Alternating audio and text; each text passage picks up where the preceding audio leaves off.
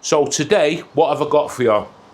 I got sent in a tool from a company called Workpro, and it's this detail like little palm sander type thing. It's corded, so it's not a cordless tool. It's one of them tools that you're not going to use all the time, but it's really good to have in, you know, as and when you need to get into corners and tight spaces, that kind of stuff. Personally, I've never felt the need for one of these myself, but if you're into sort of like getting into corners, you know, you might be doing a bit of furniture renovation, upcycling, you know, doing pallets, need to get in to the intricate bits, these are perfect. I've always found them to be like sort of really underpowered and a bit underwhelming. I have tried versions in the past, so it'll be nice to see this Work Zone. Now, I did review a Work Zone one. It was like a circular saw. You'll see that somewhere. I'll link that video down below somewhere. And I was really, really impressed with it. So it's time to give this one a go. Right, so quick look round it. It feels in the hand nice and chunky. It's got like an old school vibe to it, this. And like I say, it is sort of a plug-in. Let's get it plugged in there. It feels okay, and it comes with the dust bag. Simply slots on the back there. You know, you'd have to check the spec sheet for that, see if you can hook it up to dust extraction. It's got a dust bag, and it comes with a load of different, you know, papers. 120s, you've got 120s, 240s. Let's see what else you got in there. 100, 80s, that kind of thing. So there's a good sort of starter pack there for you. I'll put up on the screen how much it is, and there'll be a link to the tool below as well. But this is the Workpro, and like I say, feels okay in the hand. It's not overly heavy. The switch has got a dust cover on the front here, Velcro, hook and loop type fastening to the bottom, that kind of thing. If you can hear that in the background, it's just absolutely started throwing it down with rain. And you've got all the specs there. I'll read that out to you. 130 watt electric detail sander, 230, 240 volt, model number S1BGW80, sand sheet size 150 by 100mm, and it's made in China. So Workpro, you know, you've probably seen them on the internet, cheap tool company, but they tend to make sort of really decent stuff. I mean, that sort of circular saw I had was fantastic. Can't, you know, recommend it highly enough, sort of thing. So let's get this switched on and let's see how loud it is.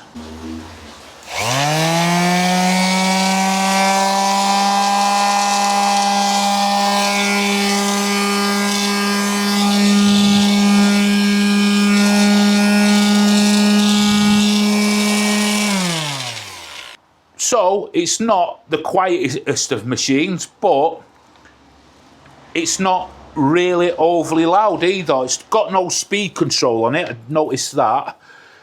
The lead length, you've probably got 2 meters there. Get yourself one of these Basecamp mask, link in description. You always see me use these.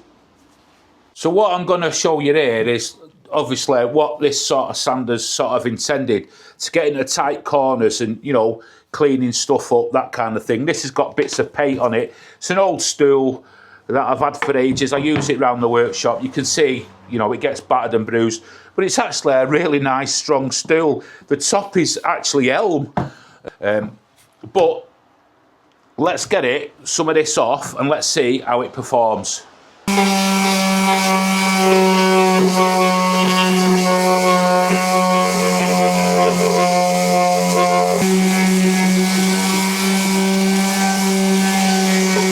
So as you can see there from that little bit, it's took the paint off, and it's doing what it's supposed to do.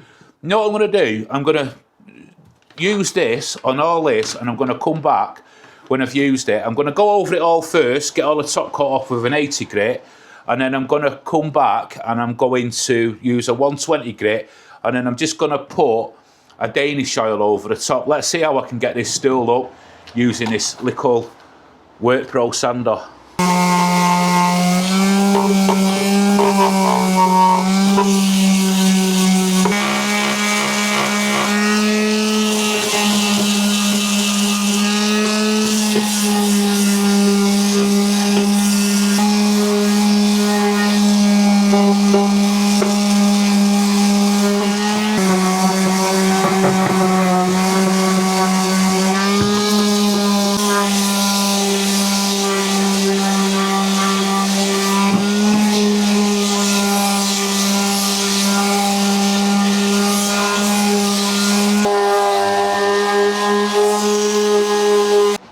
Quick story about this stool. It was one, obviously a lot of you will know that I actually was an antique dealer, furniture dealer. This stool is a combination of elm and pitch pine base. It's got nice splayed legs, it's well constructed, probably dates to, you know, round about the early 1900s, sort of maybe 90 to about 1910, something like that. But it's a good little stool and it deserves a bit better. Now, it's one of them stools that gets used around the house for sort of all the odd jobs and all that kind of thing. And I think it deserves a little bit better. So let's see, using this little sander, whether I can get all the top coat off, get a bit of a something on it, maybe a stain or something like that. And let's see if we can get it back to sort of some real nice condition. Let's see, it might not work, it might, but let's crack on.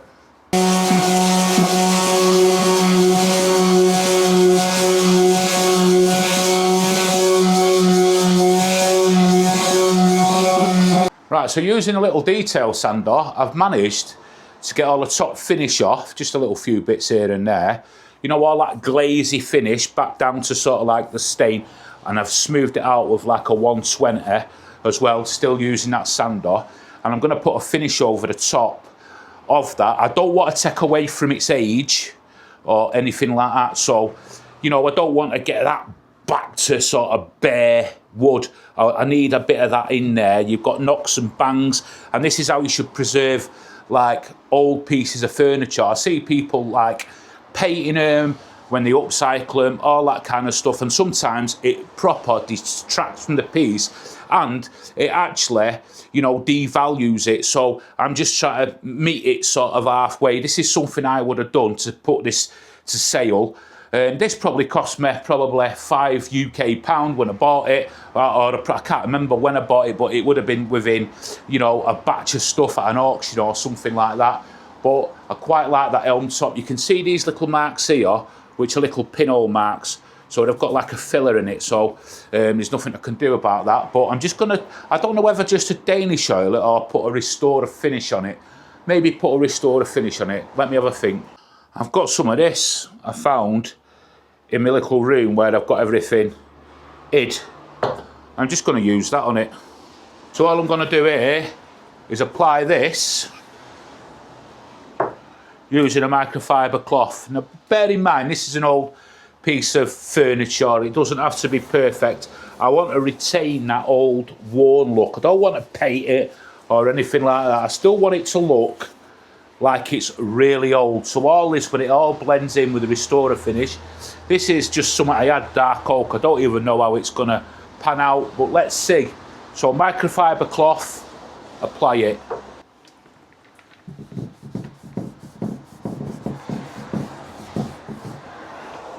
A little goes a real long way with this. I've not used it for absolutely ages. And if there's sort of, these are sort of videos, these little mini restoration videos you want to see me doing, let me know. But look at that, it's bringing that elm up there. Really nice. I like this stuff. You've got nicks and dings and whatever. I'll go over it again with a bit of an hand sand. There's still a few little bits of pieces, but you catch me drift. Just going over it meticulous. There's a ding there on it. I can't, you know, I'm not going to sand that out, so I'm just going to leave it. That's its age, and it's as easy as that. Look at that elm come up there. You'll see it at the end anyway, but it's coming up really nice.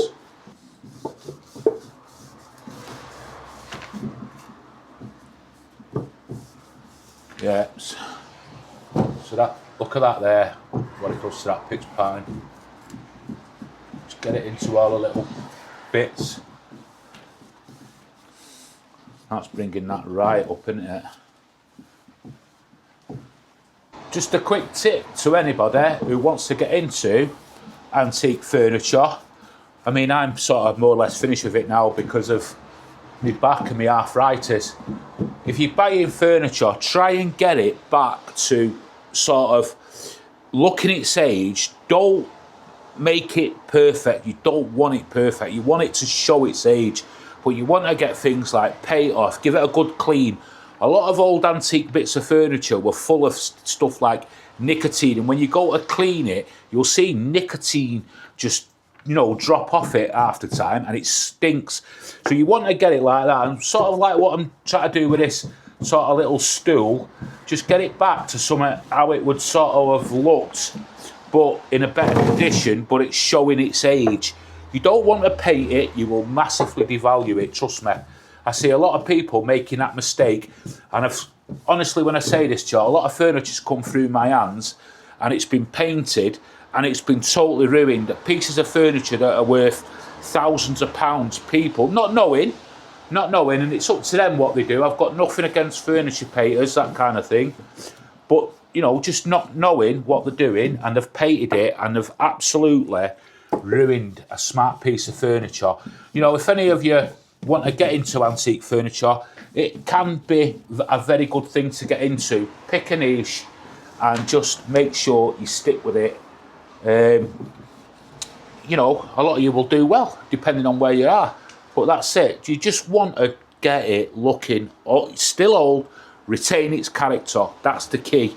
Not to spending loads of money on it, just quick, easy, get it looking right and sellable. I'm just going to leave that a good sort of hour, something like that, just to dry off a bit, and I'm going to come back and buff it, and then I'll give it a wax. Now, a lot of furniture restorers and that don't like using this stuff, and you know, I get that. Furniture restoring is an art form in itself, and I take my hats off to them guys. But just to get something back up, sellable, ready to go, you know, bringing something like this, it doesn't cost a lot of money at all. You know, if it was sort of like a £1,000 chest of drawers or something like that, I wouldn't go anywhere near it with that. But for the purposes of this, it's quite adequate. So I do get it. So if there's any furniture restorers out there that are going to comment, I get you. Trust me. Right, the cloths you've used, make sure you store them right, because some of this, you know, finishing stuff can, you know, set fire. Get a fresh cloth. Now this is all dry, and just buff over the whole lot. Just buff over, and as you can see there, some of it's coming off. So just make sure you just give it a once over. Do you know what? Like here, you've got elements of pitch pine, you've got elements of oak, and I'm sure some of it is beech. It's probably been repaired over the years, that kind of stuff. Watch out for splinters. But you can see here, this is oak, this is pitch pine, that looks like beech there. That's definitely elm on the top. So what I'm going to use on it now, just to go over it, now I've sort of buffed it all off, is this feed and wax. It's like an orange, it's a wood polish and conditioner, beeswax with orange oil. Normally I make my own sort of beeswax thing up, which I'll do a video on that, show you how to do it with some sort of essential oils, that kind of stuff. But I'm just going to use this because I need to use it up anyway.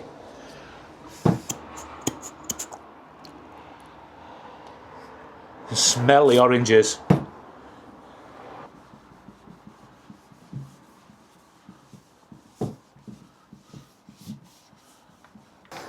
Don't be scared to put this on. I mean, a little goes a long way. Again, it's got beeswax in it. I think it's got some sort of mineral oil in it as well. I think, I'm not sure. Oh, that smell. It smells lovely. And I'll just go over all that and then give it a buff. And then we'll have a look at it finished. And I'll give you my verdict on that little detail sander. You know, you're not expecting an antique piece of furniture to look pristine, are you? Now, a lot of people will buy these for home styling now. They're not bothered about the history. A lot of the market is for home styling, that kind of stuff. So you want to get it as back to, I mean, look at that top. It looks sort of like the elm here. You can see, you know, it looks a bit splotchy in places, but you want that. That's what you want. You want to get that. That's your originality back into it. That's, you know, been there. That's its history. That's what tells its tale, sort of thing. So make sure you're doing that. And like I say, the interior design lot love all this old furniture. Bits like this that they can use for photo shoots. They're all over social media, with their houses, that kind of thing. Right, so I will leave that for another good 20 minutes, and I'll come back and buff it. Just buff it off, and that's it done. That's all you want. That's it.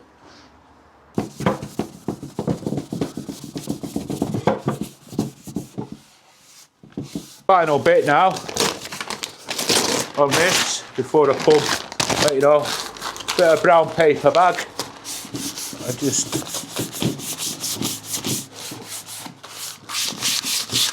go over it. You wouldn't know that that's sort of just been refreshed, and that's all you want. So guys, that's that quick refresh. So using that little sander has worked wonders. I can't get these little filler holes here. Nothing I can do about that, but it's back to how it sort of should be, in my opinion. People might have their opinions, but you can see where some of the repairs are done. These are later added stretchers here. These are oak. These originally wouldn't have been on it. And there's elements of beech. One of the legs is beech there. So it has been sort of repaired very, very well, should I might add. But if this was like an expensive piece of furniture, it would go off to a specialist restorer, somebody who really knows the game. But for sort of like little pieces like this, it's all you need to do. So having something like that little detail sander would be sort of perfect. So let me give you my verdict on the sander. So I hope you like that little sort of mini sort of refurb, and if there's any more videos like that you want me to do, let me know. So my verdict on this is, it was really handy. It did that. It got all that top nonsense off, like that, a glazy sort of finish, without having to use paint stripper, all that kind of stuff. But yeah, really handy. Nice bit of kit to have in your arsenal. It's not expensive, so if you only use it every once in a while, that's fine. But if you're into sort of doing a bit of furniture, this is where this comes in more valuable, really. But as I say, it did the job. It stripped all that top surface off. I didn't want to go too deep with it. I didn't want to take that sort of stain look away from it. But I'm happy with that. So you've seen it in action. I'll do a follow-up video on it in like 6 months or so, and you will see me use it. But let me know if you want to see videos like that, where I do little sort of mini restorations on bits of antique furniture. I'm sorry to waffle on about history and antiques. I've done it all my life, so there you go. So thanks for watching, guys. Don't forget to hit the subscribe button. It'd be massively important. Check a link to my tools channel down below, because you know, I need to get that built up so all the tool reviews can go over there. So thanks for watching. You're all amazing, and I'll see you on the next one.